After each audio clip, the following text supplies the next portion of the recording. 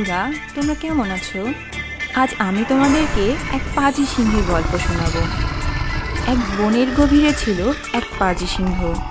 সে যাকেই সামনে পেত তাকেই ধরে খেয়ে ফেলতো। বনের অন্য পশুরা সবসময় ভয়ে ভয়ে চলাফেরা করত। সকাল বিকাল সন্ধ্যা রাত এমনকি ঘুমাতে গিয়েও শান্তি ছিল না কারো মনে। তারপর কি হলো জানো?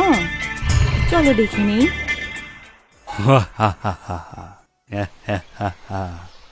সব খেয়ে সাবার করব, সব খাবো। কচি হরিণ খাবো, খরগোশ, ভাল্লুক, কুমির, বানর, জিরাফ, জেব্রা, সব খাবো সব।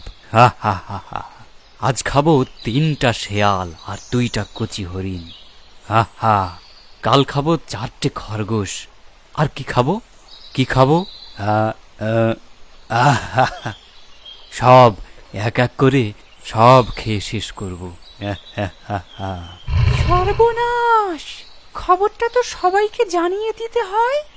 যাই যাই, তবে খবরটা সবাইকে জানিয়ে দিই।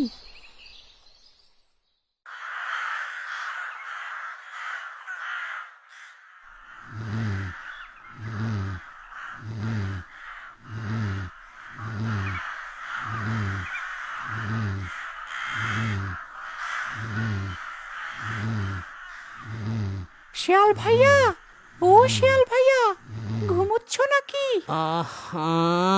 কে রে? কে রে, কে তুই? ঘুমে রাখলে 12টা বাজিয়ে দিলি যে। আহা, আরে ওঠো ওঠো। আরে শোনো শোনো, ওই পাজি সিংহ তোমাদেরকে নাকি নির্বংশ করবে। আহা, এই ভর দুপুরে মিথ্যে কথা বলার জন্য আমার ঘুমটা ভেঙে দিলি। কে তোকে বলেছে সব মিথ্যে কথা? হ্যাঁ? আরে না, আমি মিথ্যে বলছি না। আমি পাজি সিংহটার বাসার উপরে গাছের ডালে ছিলাম, একেবারে নিজ কানে শুনে আসলাম ভাইয়া। হ্যাঁ, তাহলে তো খবরটা সবাইকে জানিয়ে দিতে হয়। যাই যাই যাই, তবে খবরটা সবাইকে জানিয়ে দেই। সর্বনাশ, সর্বনাশ! এভাবে তো আর চলতে দেওয়া যায় না। দেখি কি করা যায়, দেখি কাকে বলি, কি করা যায়। হ্যাঁ হ্যাঁ, চিন্তায় চিন্তায় মনে হচ্ছে পাগল হয়ে যাব। এভাবে তো আর চলতে দেওয়া যায় না। কবে যে আমার নিজের ঘাড় মটকায় কে জানে। যাই যাই, দেখি হাতি দাদার কাছে কোনো বুদ্ধি আঁটতে পারি কিনা দেখি।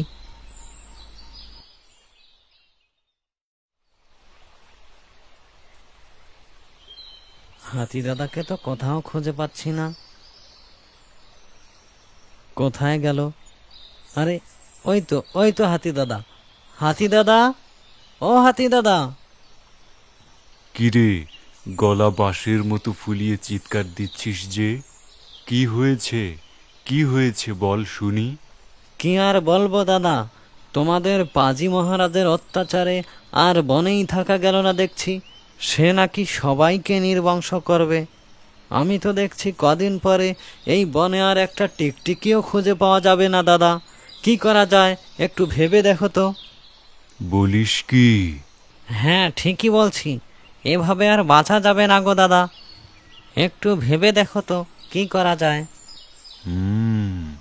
কি করা যায়? ভেবে দেখা উচিত। আমার মাথায় একটা বুদ্ধি এসেছে। কাল বনের সবাইকে ডাকিস তো, ব্যাপারটা আলোচনা করে দেখি। আচ্ছা দাদা, তবে তাই হবে।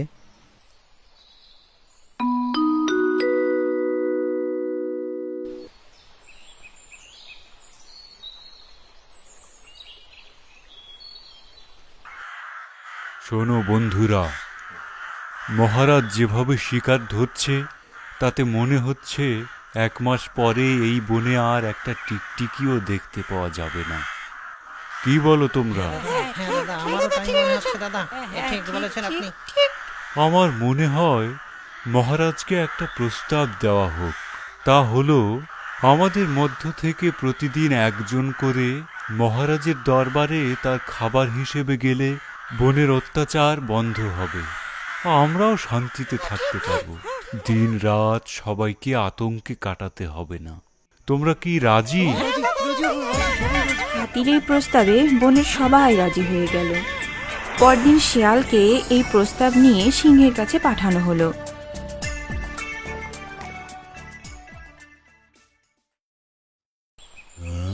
হ্যাঁ? হ্যাঁ? হ্যাঁ? আজ দেখছি সকাল সকাল শিকার একেবারে নাকের ডগায় চলে এসেছে।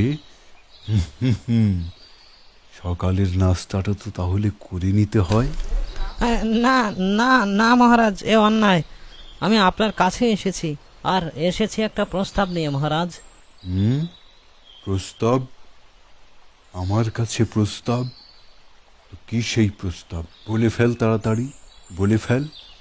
আজ্ঞে মহারাজ, আমরা দেখলাম আপনি বনের রাজা, প্রতিদিন কত কষ্ট করে শিকার ধরতে যান।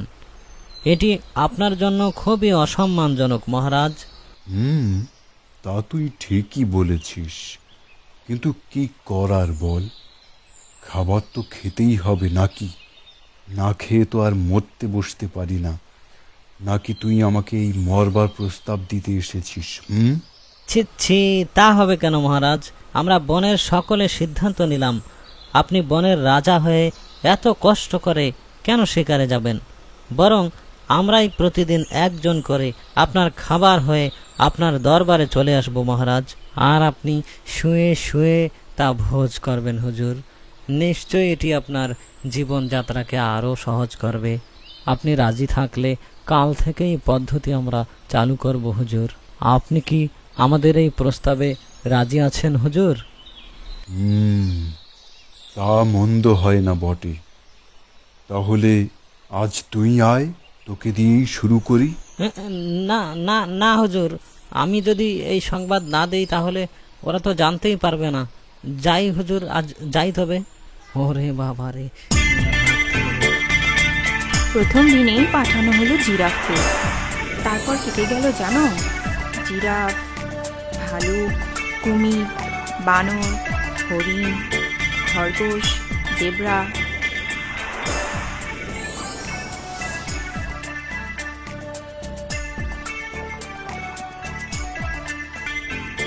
তারপর একদিন আসলো ছাগলের পালা। ছাগল বেচারা তো ভয়েই অস্থির। ভয়ে ছাগলের ঠোঁট কাঁপে আর পা কাঁপে। ভীতু ছাগল পরে কি করলো চলো দেখিনি। কি করি, কি করি? ওরে বাবা রে, আমার তো পা চলছে না। আমার জীবনের শেষ দিন আজ। ওরে বাবা রে, ভাবতেই গা ছম করে উঠছে। কিভাবে বাঁচা যায়? এদিকে বেলাও দেখি গড়িয়ে এলো। হ্যাঁ, এ তো দেখছি পানি ভর্তি কুয়া। কোনো বুদ্ধি আটা যায় কিনা ভেবে দেখি তো।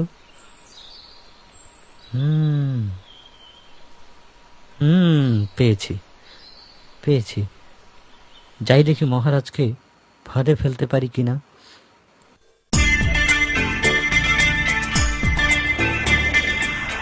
এদিকে সিংহ বেচারা ক্ষুধায় প্রায় অজ্ঞান। বেলা গড়িয়ে হেলে দুলে হাজির হলো ভীতু ছাগল। তারপর কি হলো চলো দেখি।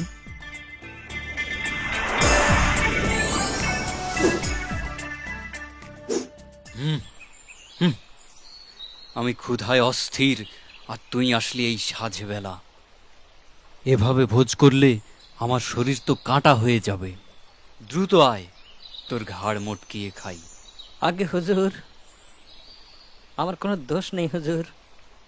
আমি সকাল সকাল আপনার দরবারে রওনা করেছিলাম, কিন্তু পথিমধ্যে আপনার মতো একজন শক্তিশালী সিংহ আমাকে ভোজ করতে ধরেছিল হুজুর। কোনো রকমে ছাড়া পেয়ে আপনার দরবারে আসলাম। কি? এই বনে আমার মতো শক্তি ধরার কে আছে? কোথায় সে? জি হুজুর, আপনার মতোই দেখতে বিশাল আকৃতি তার।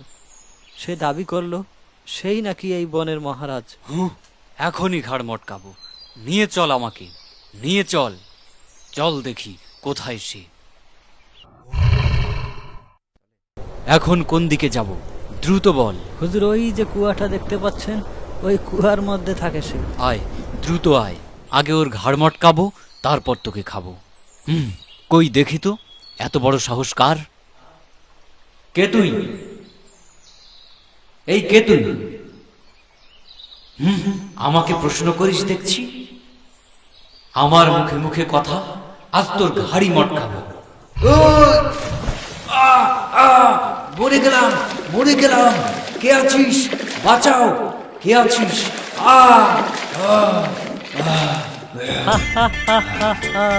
আজ থেকে বনে শান্তি নেমে এলো। কি শান্তি! হা হা হা, হি হি হি। যাই সবাইকে খবরটা দিয়ে আসি। হা হা হা হা, হা হা হা হা। বন্ধুরা, তারপর থেকে সবাই শান্তিতে বসবাস করতে লাগলো।